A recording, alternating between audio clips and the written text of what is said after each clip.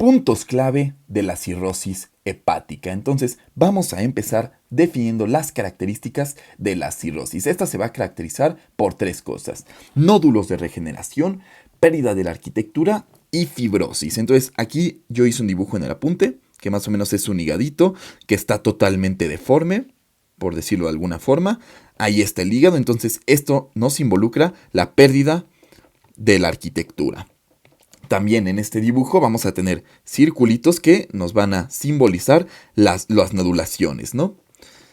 Y también tenemos aquí en este mismo sentido, pues estos como tejidos aquí, ¿no? Que nos van a simbolizar la fibrosis. Estas van a ser las características de nuestra cirrosis. La cirrosis va a tener tres principales etiologías. La primera y la más importante va a ser el alcoholismo. Este alcoholismo tiene que ser significativo, y hablamos de un alcoholismo significativo cuando en un hombre hay un consumo de más de 30 gramos de alcohol al día por 10 años y en una mujer más de 20 gramos al día igual por 10 años. Entonces el alcoholismo es nuestra principal etiología. También tenemos la etiología viral, que ya la vimos en otro video, pero la más dura, por así decirlo, o la más grave de estas hepatitis virales va a ser la hepatitis C, que va a ser de las que más genere esta cirrosis. Y también tenemos la etiología no alcohólica, concretamente la esteatohepatitis no alcohólica, que también puede degenerar en una cirrosis. La clasificación la vamos a tener por nuestra clasificación de Child-Pugh, que para esta clasificación tenemos la mnemotecnia BATEA. Entonces, BATEA.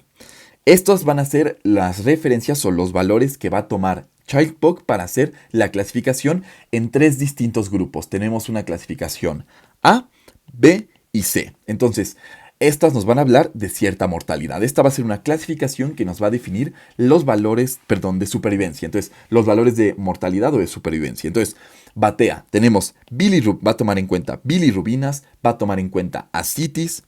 Entonces vamos en orden: B de bilirrubinas, A de ascitis, T de tiempos de coagulación e INR, E de encefalopatía y A de albúmina. Entonces esos van a ser los parámetros que toma en cuenta el Child-Pugh, y como digo nos va a dar tres distintos grupos. Entonces los A van a tener una supervivencia del 100%, los B van a tener una supervivencia del 80% y los C van a tener una supervivencia del 45%. Entonces nada más recordar qué va a tomar en cuenta y cuáles van a ser los valores de supervivencia.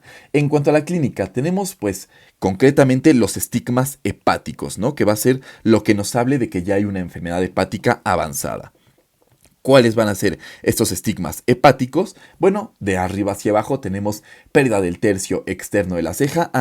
Aquí en esta parte hay un video muy bueno del doctor García, que es como un rap donde nos habla de los estigmas hepáticos. Recomendación nada más para que lo vayan a checar. Entonces tenemos pérdida del tercio externo de la ceja, xeroftalmia, es decir, ojos secos, ictericia en la esclerótica. Entonces seguimos en la cabeza, ¿no? Pérdida de ceja, después nos vamos al ojo, xeroftalmia, ictericia en la esclerótica, después nos vamos más abajo al tórax y ahí hay telangiectasias, ginecomastia, nos vamos más abajo al abdomen, hepatoesplenomegalia, nos vamos a las extremidades, hipotrofia tenar, y nos vamos a los testículos en el caso de un hombre, donde va a haber atrofia testicular. Entonces esos van a ser nuestros estigmas hepáticos, y vamos a tener también aquí una cirrosis compensada y una cirrosis descompensada. Entonces en el caso de una cirrosis compensada vamos a tener datos muy inespecíficos. Entonces aquí tenemos, por ejemplo, pérdida de peso, tenemos debilidad, fatiga, entonces muy inespecíficos.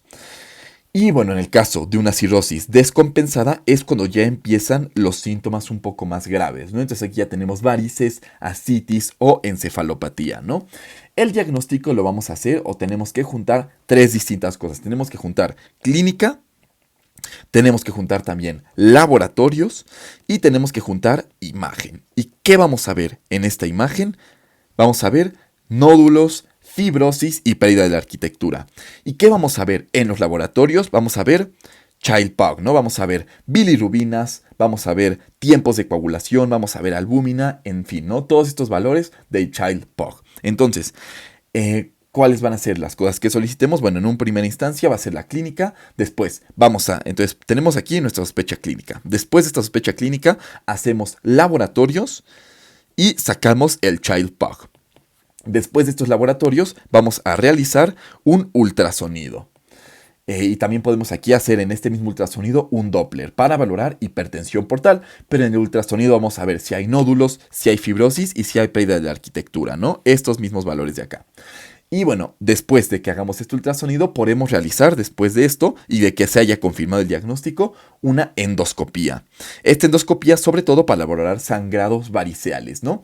Esta endoscopía se tiene que realizar al momento de hacer el diagnóstico de cirrosis y se tiene que hacer una cada 3 años. Y posterior a esto, y en caso de que aún haya dudas diagnósticas, podemos realizar una biopsia, que va a ser el gold standard y, como digo, también la vamos a realizar únicamente en un contexto de duda.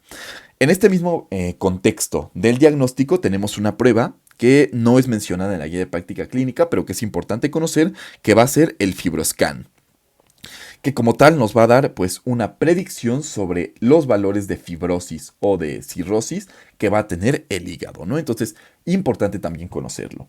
El tratamiento va a ser con cuidados de las complicaciones y también nos habla aquí de una dieta hiposódica, ¿no? Y sobre todo al cuidado de las complicaciones que van a ser las siguientes y que van a tener un video solo, ¿no? Entonces tenemos la hipertensión portal, que se va a definir como una hipertensión de más de 6 milímetros de mercurio.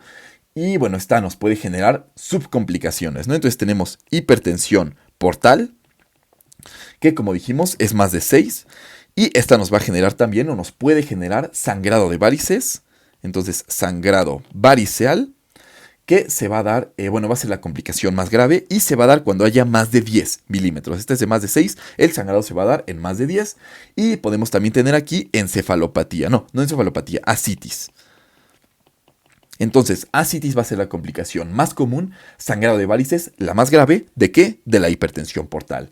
¿Qué otras complicaciones tiene la cirrosis? Encefalopatía, ahora sí, encefalopatía, o también podemos tener una peritonitis bacteriana espontánea. Como digo, estas complicaciones, tanto la hipertensión portal como la encefalopatía y la peritonitis, van a tener un video solo aparte. Y eso sería todo en cuanto a la cirrosis hepática. De este lado queda el apunte. Muchas gracias.